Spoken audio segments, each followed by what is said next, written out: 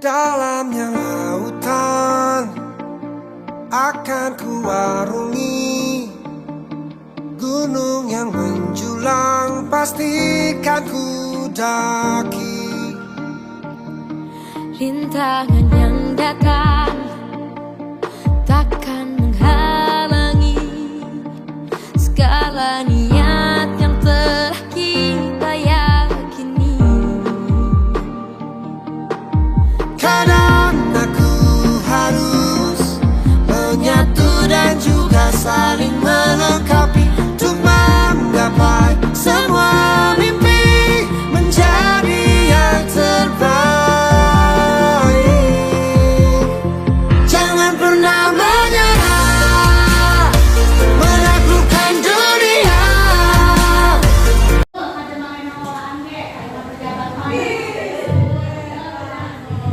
Oke, teman-teman makasih banyak udah ngeluangin waktunya. Baik.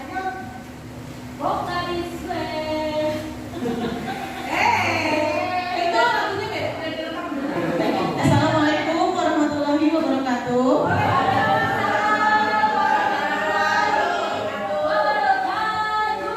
Alhamdulillahirrahmanirrahim. Puji syukur kita panjatkan kehadirat Allah Subhanahu wa Ta'ala yang telah memberikan kita nikmat kesehatan sehingga kita bisa berkumpul di ruangan ini. Salawat serta salam tak lupa kita ucapkan kepada Nabi Muhammad Sallallahu Alaihi Wasallam yang telah membawa kita dari zaman kegelapan menuju ke zaman penuh dengan pengetahuan ini. Yang terhormat Ibu Kepala Sekolah Ibu Ruisa Zunaida SPD MM, yang terhormat Bapak Ibu Guru, teman-teman yang saya hormati, terima kasih sudah meluangkan waktunya untuk kegiatan diseminasi budaya positif. Sebelumnya saya ucapkan banyak-banyak terima kasih kepada rekan-rekan yang telah berpartisipasi dalam kegiatan ini. Baik, langsung saja kita mulai ya. Nah, di sini saya akan memperkenalkan diri dulu. Nama saya Hera Restu Alsa. Teman-teman sudah kenal kan? Ya. Alhamdulillah saat ini saya sedang mengikuti pendidikan guru penggerak angkatan 10. Angkatan 11, maaf ya. Nah, baik, pada kesempatan kali ini saya akan sedikit memaparkan tentang budaya positif. Apa itu budaya diskriminasi?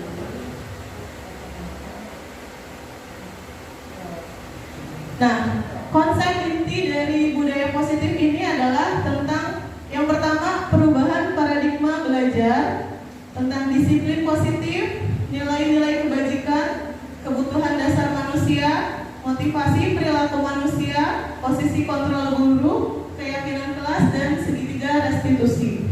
Kalau kontrol dinamiknya itu beda lagi. Nah, yang pertama, pembelajaran dengan paradigma baru. Pembelajaran dengan paradigma baru merupakan pembelajaran yang dirancang berdasarkan prinsip pembelajaran berdiferensiasi. Mungkin teman-teman di sini sudah mengenal tentang diferensiasi ya, sehingga para peserta didik sesuai kebutuhannya berdasarkan tahap perkembangan sesuai dengan teori psikologis modern untuk mewujudkan profil pelajar Pancasila. Nah, jadi kurikulum kita yang sekarang kita gunakan adalah kurikulum Merdeka yang lebih menekankan kepada karakter peserta didik. Ada berapa karakternya? Ada berapa? 5, 6. Biasanya ini sambil nyanyi kalau guru kelas 1. Pelajar Pancasila beriman dan bertakwa pada Tuhan Yang Esa dan berakhlak mulia, berkebinekaan global, gotong royong mandiri, kreatif dan bernalar kritis. Nah, kalau ditanya satu-satu kan suka lupa, jadi dinyanyiin biar ingat ya. Iya. Lanjut. Nah, kita ini sering merasakan miskonsepsi tentang teori kontrol. Teori kontrol. Jadi kita tuh selalu beranggapan guru mengontrol murid. bahwa semua penguatan positif efektif itu selalu bermanfaat untuk murid, dan kritik dan membuat bersalah itu mampu. Jadi kalau si anak salah tuh, kamu salah. Nah, selama ini kita selalu ngerasain kayak gitu. Nah, itu tuh kita salah tentang teori itu. Dan orang dewasa itu berhak memaksa. Jadi kayak kita ngasih, kamu jangan kayak gitu. Nah, kita sebagai guru kan orang dewasa, kita memaksa anak-anak kita kan, murid-murid kita. Nah, di sini kita kan diskusikan bersama-sama. Kamu jangan terlambat saja. Nah, itu ada nanti di posisi kontrol guru. Kira-kira Bu Cucu itu berperan sebagai apa selama ini? Apakah sebagai teman, sebagai penghukum, pemantau, manajer, atau sebagai pembuat rasa bersalah gitu. Di sini mengubah paradigma stimulus respon ke pendekatan teori kontrol. Ya. Nah, di sini ada stimulus responnya, kebutuhan kita sama, kebutuhannya nyatanya berbeda. Setiap anak itu memiliki kebutuhan yang berbeda. Mungkin juga si Ola sama si Ramji kebutuhannya beda. Kenakalannya sama, tapi kan sebenarnya mereka bukan nakal. Mereka sedang berusaha memenuhi kebutuhannya. Nah, di sini orang melihat hal yang sama. Nah, padahal setiap orang itu memiliki gambaran yang berbeda. Saat Arsen mukul sama saat Kakak mukul, sama-sama mukul, tapi kan alasan mereka memukul pasti berbeda. Saat papa mukul aku, Itu beda juga alasannya. Nah, disiplin positif. Nah, disiplin ini berasal dari kata disiplina, yang artinya belajar. bukan belajar sendiri ya. Bukan. Disiplin mengacu pada disiplin diri yang memiliki tanggung jawab terhadap apa yang dilakukannya berdasarkan nilai-nilai yang ia yakini. Nah, disiplin positif merupakan salah satu cara penerapan disiplin yang bertujuan untuk menumbuhkan kesadaran serta memberdayakan peserta didik tanpa imbalan. Ya, tanpa imbalan penghargaan, reward atau ancaman hukuman. Jadi si anak itu memang sudah sadar tanpa harus dikasih hadiah atau dikasih hukuman. Nah, sebagai pendidik, tujuan kita adalah untuk menciptakan peserta didik yang memiliki disiplin diri sehingga mereka berperilaku mengacu kepada nilai-nilai kebajikan universal. Nilai-nilai kebajikan universal itu seperti taat aturan, untuk keselamatan, kesehatan, disiplin, tanggung jawab ya. Dan dulu dicek dulu, takutnya nggak terekam.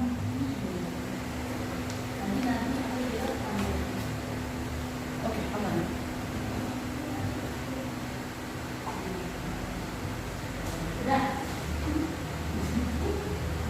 Nah, nilai-nilai kebajikan. Nilai-nilai kebajikan adalah nilai yang disepakati bersama, terlepas dari suku bangsa, agama maupun latar belakang. Ya. Nah, di profil pelajar Pancasila ini ada nilai-nilai kebajikan. Kira-kira apa nilai kebajikannya? Sesuai dengan dimensinya apa? Beriman dan bertakwa kepada Tuhan Yang Maha Esa, berakhlak mulia, berkebinekaan global, gotong royong, mandiri, kreatif dan bernalar kritis. Nah, kemudian juga ada primary years program. Jadi ini tuh akan terlihat dalam 1 tahun, tidak hanya saat itu.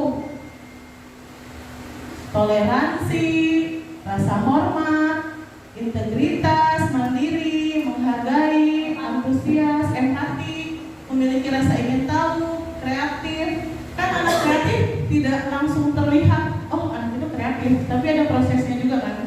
Kerjasama melalui apa? Diskusi-diskusi. Nah, percaya diri terlihat ketika anak berani memimpin, berani berpendapat, bertanya. Nah, berarti itu salah satu contoh anak yang percaya diri. Kayak Bu Cucu, termasuk guru yang percaya diri. Di sini, ya, jadi nilai-nilai kebajikan di antaranya profil pelajar Pancasila ada beriman dan bertakwa kepada Tuhan Yang Maha Esa,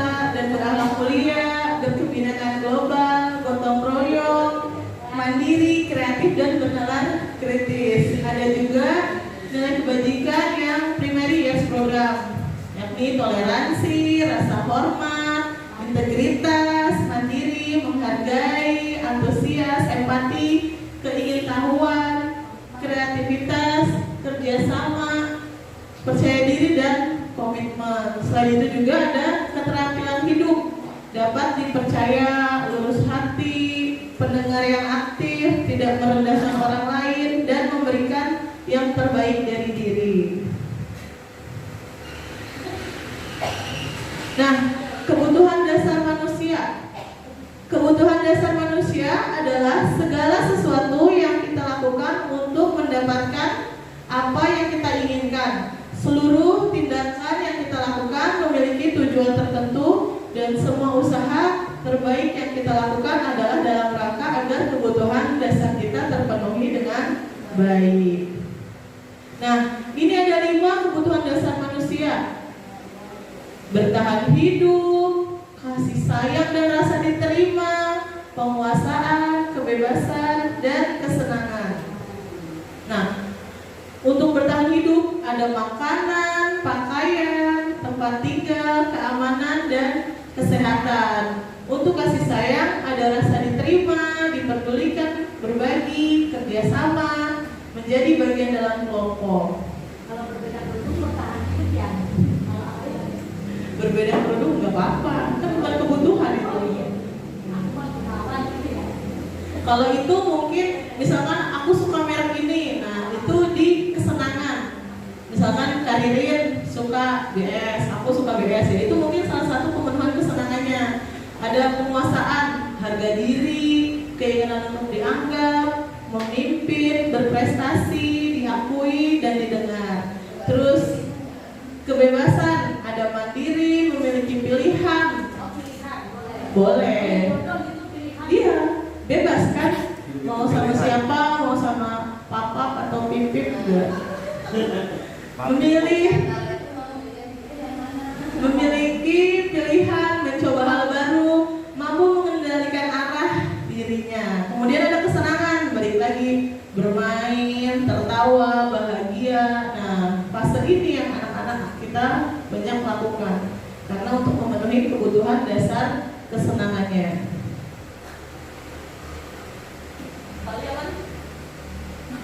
Mana nih? Jantung ya? Aman. Nah, ada motivasi perilaku manusia. Manusia memiliki dua motivasi, internal dan eksternal. Yang eksternal untuk menghindari ketidaknyamanan atau hukuman. Selain itu juga untuk mendapatkan imbalan atau penghargaan diri dari orang lain.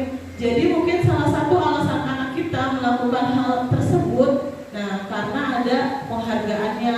Maju ke depan, nanti dapat hadiah ini dari ibu. Nah berarti dia memiliki motivasi ekstrinsik. Kemudian untuk motivasi intrinsiknya, untuk menjadi orang yang mereka inginkan dan menghargai diri sendiri dengan nilai-nilai yang mereka percaya.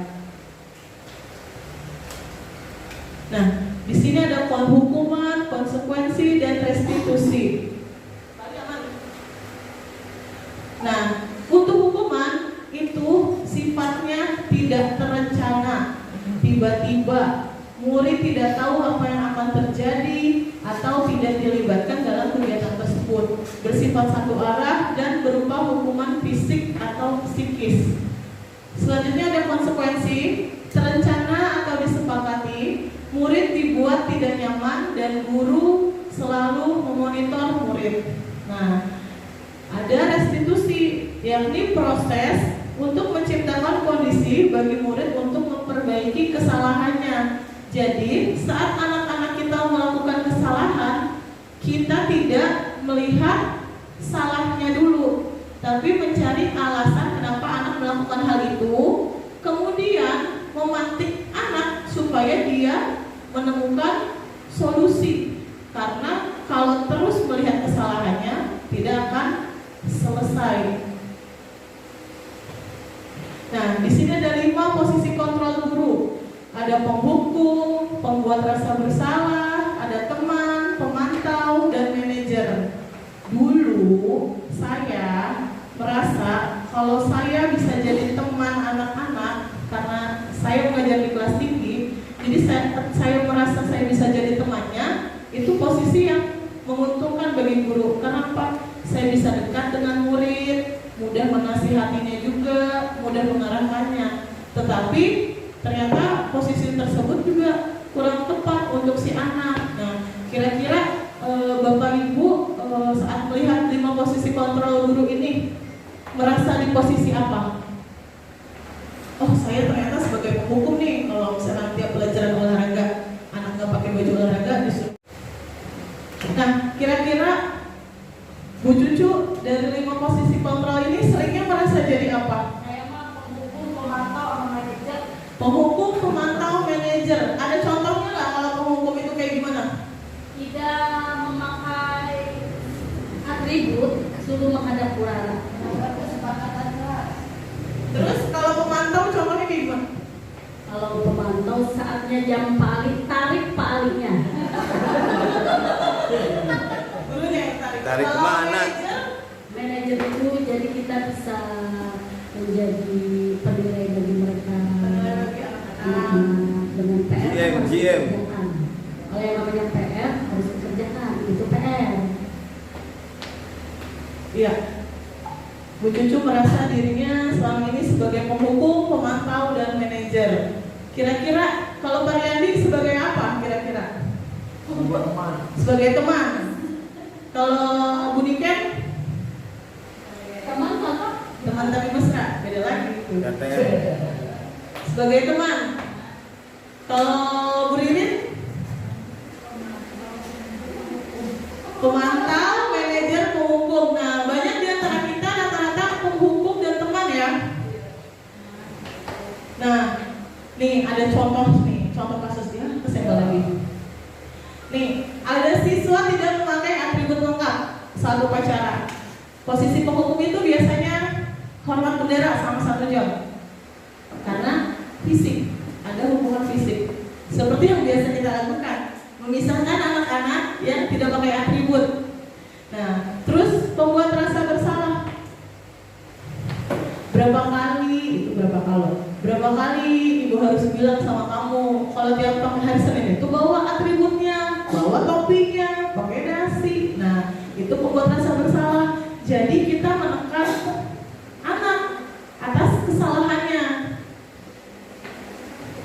Nah, kalau teman biasanya, ayo dong, kamu kenapa sih nggak pernah pakai atribut, nggak punya topi, gitu biasanya. Ya kali ini aja lah, besok upacara kan jadi petugas, atributnya lengkap ya, jangan ini kelas kita supaya bagus. Nah, ada juga yang sebagai pemantau. Kayaknya kamu udah sering deh nggak pakai atribut sekolah. Habis upacara kamu ke Bunara ya. Nah, itu yang tadi benar dipraktekkan oleh Bu Cucu. Saat anak tidak memakai atribut, menyerahkan ke Bunara, pemantau. Nah, sedangkan kalau manajer itu ditanya, kamu tahu nggak kenapa kamu di barisin berbeda? Tahu Bu, kenapa? Saya nggak pakai topi lengkap. Dia menyadari kesalahannya. Kira-kira gimana ya supaya kamu nggak di tempat ini lagi besok Senin? Nah, kalau ibu punya topi 2 boleh dipinjemin. Nah, kira-kira gimana supaya Senin depan kamu gak kayak gini lagi?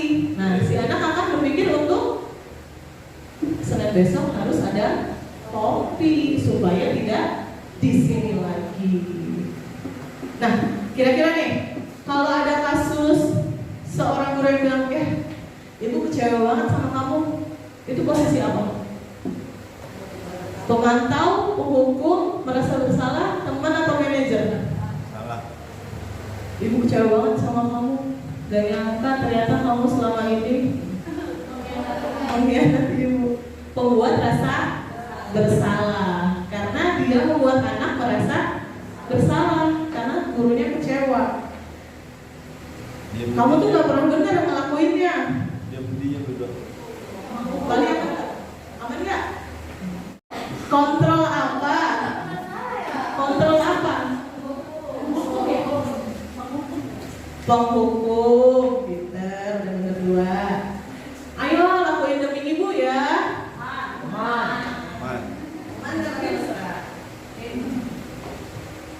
nggak pernah dapat nilai jelek kalau kamu nggak ngerjain tugas.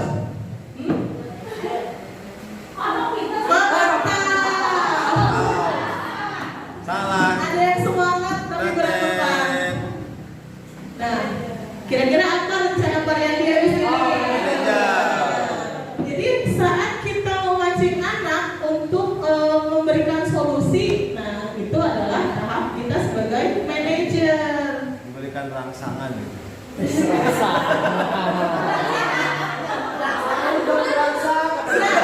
Nama lainnya adalah stimulus. Ya. Kalau rangsangan itu agak lain bahasanya, tapi aman kan? Ya, jadi kita memberikan stimulus ke anak-anak kita agar anak kita menyelesaikan masalahnya. Bukan kita lagi yang harus menyelesaikan masalahnya anak. Nah, keyakinan kelas. Kenapa disebutnya keyakinan kelas bukan peraturan kelas? Kesepakatan kelas ya? Iya. Kenapa? Kenapa disebutnya kesepakatan bukan peraturan?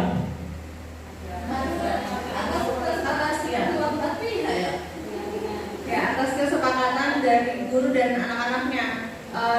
Jadi mereka itu punya kebutuhannya sendiri di kelas. Jadi mungkin lebih ke kesepakatan. Jadi jangan sampai memberatkan sebelah pihak itu kali ya. Betul. Kemarin itu kalau nggak salah pernah lihat kelas 6 sudah membuat kesepakatan kelas. Kesepakatan kelas itu dibuat di awal pembelajaran, di awal semester 1. Kita buat kesepakatan bersama dengan anak-anak kita. Seperti, boleh nggak sih kesepakatan kelas itu tidak boleh berisik?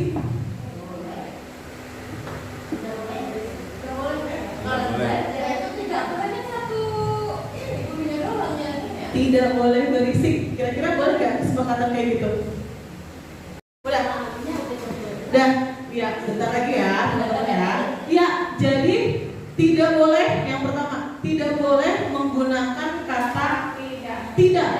Larangan itu tidak boleh, harus bermakna positif. Jadi saat kita mengatakan tidak boleh, nah ada kalimat negatif, itu kita ubah menjadi kalimat positif.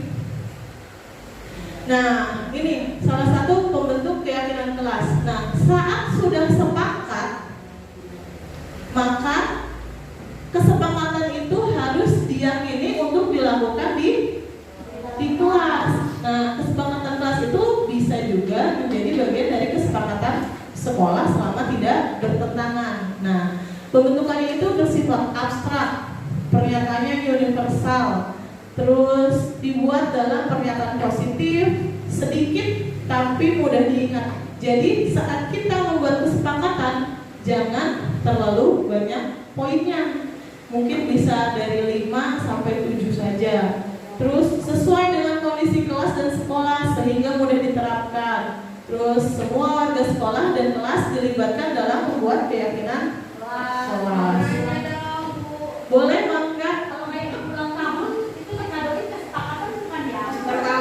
Untuk kontrol tadi, baiknya kita sebagai guru itu di posisi yang mana dari 5 kontrol tadi. Terus yang kedua pertanyaannya, ketika siswa melanggar kesepakatan, apakah boleh diberikan denda seperti memberikan uang atau denda berbentuk uang atau seperti apa gitu? Terima kasih. Nyala nggak? Pertanyaannya luar biasa sekali Bu. Tepuk tangan buat Bu. Nah, boleh balik. Nah, pertanyaan dari Bu Nora itu adalah posisi mana yang sebaiknya, yang lebih tepat. Nah, apa tadi kalian? Manajer. Jadi saat anak menganggap kita teman, terlalu nyaman di zona nyaman, anak itu biasanya membangkang kita. Kalau penghukum, otomatis anak akan takut. Nah, saat kita menggunakan posisi kontrol kita sebagai manajer, nah itu kita menstimulus anak-anak untuk memecahkan masalahnya. Jadi anak akan berusaha untuk menyelesaikan dia buat untuk memenuhi kebutuhannya itu. Nah, selanjutnya tentang keyakinan kelas yang dilanggar. Nah, itu akan masuk ke restitusi, segitiga restitusi. Nanti akan dibahas. Makasih Bu Rara pertanyaannya. Nah, pas kan segitiga restitusi. Jadi sebelumnya kan ada hukuman, konsekuensi, dan restitusi. Saat kita memberi hukuman itu jelas fisik anak traumatik dan kita mungkin dicap sebagai killer, guru galak gitu kan. Jadi pandangan anak saat melihat kita mungkin di kelas berikutnya dan segitiga restitusi, proses dialog yang dijalankan guru atau orang tua agar dapat menghasilkan murid yang mandiri dan bertanggung jawab. Jadi kita menggunakan segitiga restitusi itu tadi saat ada anak yang melakukan kesalahan atau pelanggaran keyakinan kelas. Nah, segitiga restitusi berarti ada 3 langkah. 3 langkah yang kita lakukan. Yang pertama, menstabilkan identitas. Maksud dari menstabilkan identitas itu kita meyakinkan anak dulu, iya, kamu salah. Kemudian validasi tindakan yang salah dan menanyakan keyakinan. Lagi balik, udah nyala. Menstabilkan identitas. Nah, berdasarkan prinsip membuat kesalahan adalah bagian dari proses pembelajaran. Jadi saat anak kita melakukan kesalahan, langkah yang pertama kita lakukan saat melakukan segitiga restitusi adalah menstabilkan identitasnya anak. Iya, nggak apa-apa, salah itu wajar. Ibu juga pernah menstabilkan identitas. Seperti berbuat salah itu wajar, tidak ada manusia yang sempurna. Ibu juga pernah melakukan itu. Ibu tidak mencari siapa yang salah. Nah, validasi tindakan yang salah berdasarkan prinsip setiap perilaku berupaya untuk memenuhi suatu kebutuhan tertentu. Kamu pasti punya alasan untuk melakukan itu. Jadi si anak kita tanya, kita pancing dengan bisa jadi kamu melakukan hal yang lebih buruk daripada ini, atau kamu melakukannya mungkin karena ada hal yang penting. Menanyakan keyakinan. Murid akan diberi pertanyaan-pertanyaan bermakna untuk memunculkan motivasi. Udah? Apa keyakinan kelas kita? Keyakinan apa yang kita buat bersama?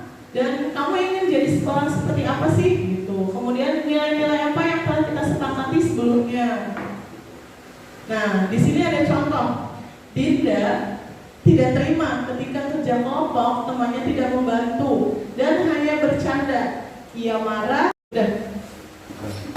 Ada tugas untuk membuat kasus, rekayasa kasus. Di sini kasusnya adalah Dinda yang emosi. Nah, masuk ke sini aja. Nah, di sini yang tadi dilakukan adalah menstabilkan identitas dengan tadi ibu dengar laporan dari Miss Ilni, katanya kamu habis bertengkar ya dengan Ica sewaktu pelajaran bahasa Inggris. Nah, validasinya wajarlah kalau kamu merasa marah. Ibu juga kalau di posisi kamu pasti marah.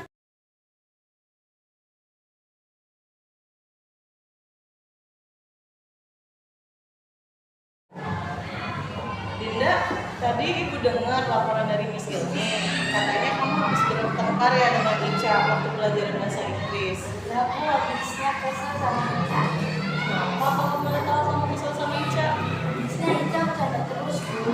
Padahal kan kita sedang diskusi kelompok, harusnya kita diskusi bersama, bukan bercanda aja. Oh gitu.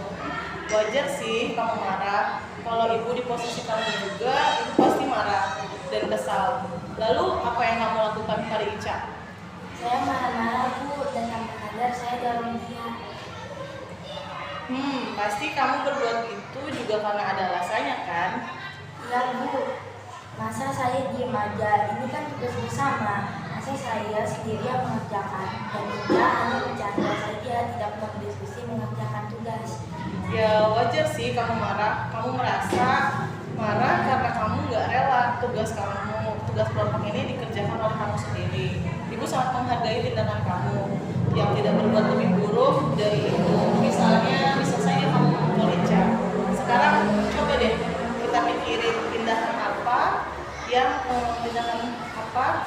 sampai kamu mendorong Yusuf? Apakah itu sesuai dengan keyakinan kelas kita? Kita tuh Menurut kamu, keyakinan kelas kita yang sudah dilanggar apa? saling menghormati antar teman. Nah, betul.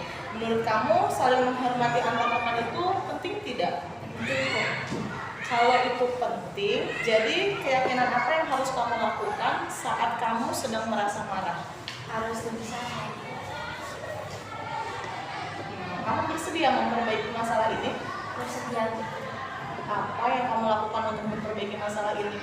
Saya harus lebih bersabar dan menahan amarah saya. Kalau ada teman yang bercanda dan mengerjakan tugas, saya langsung melaporkannya ke ibu. Oke, pas sekali tindakan kamu ya Dinda. Tetap semangat ya belajarnya. Sekarang kamu boleh kembali ke kelas. Terima kasih, Aku. Iya, sama-sama.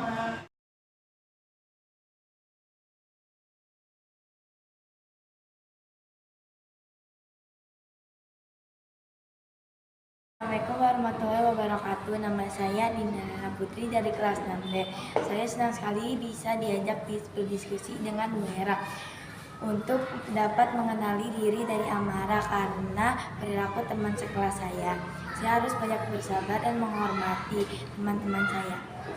Aku dengar dari Miss Yomi, katanya kamu habis bertengkar ya dari sama Ica waktu pelajaran bahasa Inggris. Kemudian kita melakukan validasi tindakan dengan cara wajar sih kamu marah. Kalau ibu jadi kamu juga, ibu pasti marah.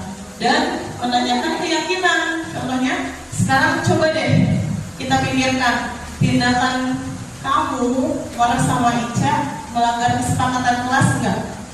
Kalau misalkan melanggar, kita tanya kesepakatan apa yang dilanggar? Tidak menghargai orang lain atau teman. Iya. Nah, di sini juga ada tanggapan dari Dinda setelah diskusi. Nah, akhirnya sampai di penutup. Dalam penerapan disiplin positif, hendaknya guru memiliki standar kepribadian, profesional dan sosial yang baik, di mana guru mampu merefleksikan dirinya dalam posisi kontrol saat ini. Seperti yang tadi ditanya oleh Bu Rara ya, posisi kontrol apa yang baik untuk anak-anak kita saat ini. Dan kira-kira pertanyaan yang kedua tadi terjawab saat anak melanggar kesepakatan, kita melakukan segitiga restitusi. Kita tanyakan lagi kesepakatan apa yang dilanggar. Tidak ada. Karena secara tidak langsung itu membiasakan pungli sejak Nah, bisa juga. Konsekuensinya balik lagi, karena kita menggunakan restitusi, tujuannya adalah supaya anak pertama meminta maaf dan bertanggung jawab atas kesalahannya, gitu. Kalau apa-apa yang beruang itu, tapi kan saya nggak punya uang kayak saya. Nah, Tapi ya itu kesadaran orang hukumannya dengan cara misalkan ada mungkin dalam bukan paksaan sesuai dengan punya dia sendiri. Kalau jadi tidak ada uang dan tidak ada hukuman. Jadi restitusi, jadi memperbaiki kesalahan. Jangan dilihat salahnya, tapi kita review lagi. Iya benar, dia salah gitu kan. Salah itu salah, tapi pasti ada alasannya kan. Kayak Dinda mendorong Ica karena Ica bercanda. Nah, saat kita telah merestitusi Dinda, anak yang tadi, nah kita juga melakukan restitusi kepada Ica. Jadi tidak satu pihak saja, kita lihat dulu siapa pelaku yang ada dalam kegiatan restitusi itu. punishmentnya berupa misalnya pungut sampah sebanyak 20 sampah itu kan untuk apa sih ya? Pembersihan juga, pendisiplinan juga. Nah, itu masuknya ke konsekuensi. Sebelumnya sudah dibahas dulu. Saat melakukan kesalahan, berarti konsekuensinya adalah ini. Tinggal balik lagi ke posisi kita. Apakah kita sebagai manajer? Kalau kita sebagai manajer, berarti kita cukup di segitiga restitusi. Tapi saat kita melakukan lagi, ya udah ambil sampah aja, gini. Nah, balik lagi. Biasanya kan ketika sudah lebih dari 3 kali kan baru kita memberikan hukuman seperti itu.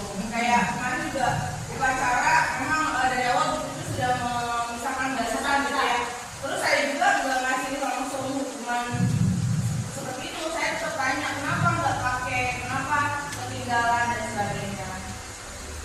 Iya, karena sebenarnya yang posisi kita lakukan ini sebenarnya udah sering kita lakukan, cuman kita baru tahu istilahnya.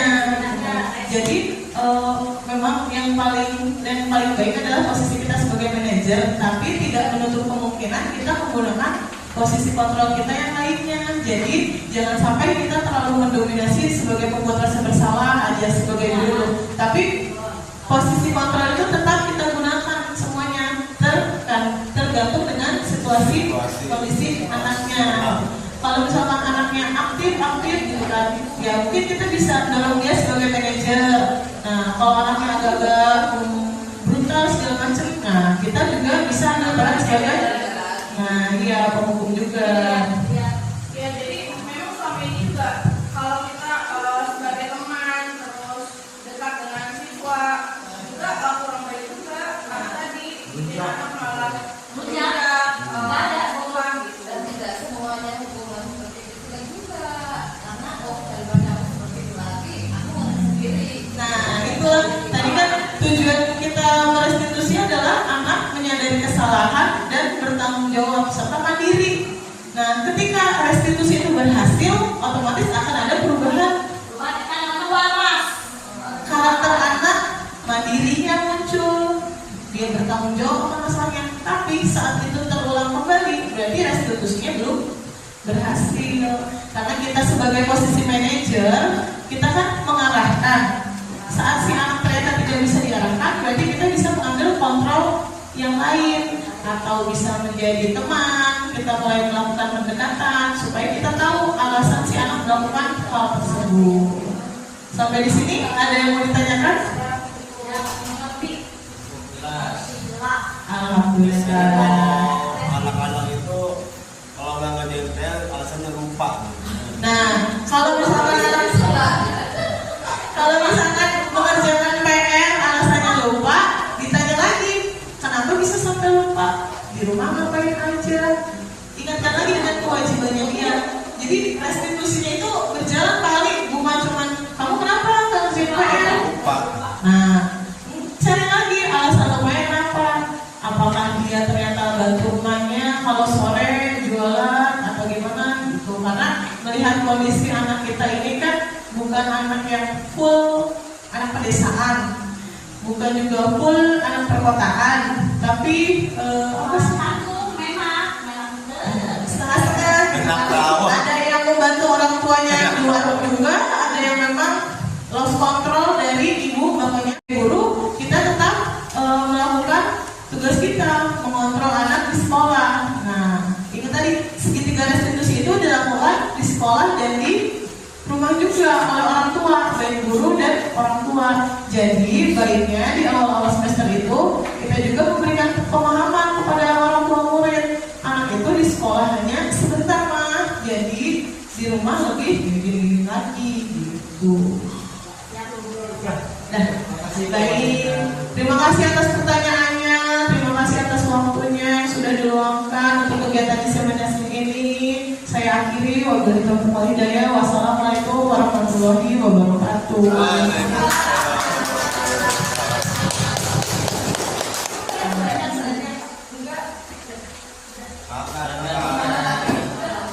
Bagaimana kita?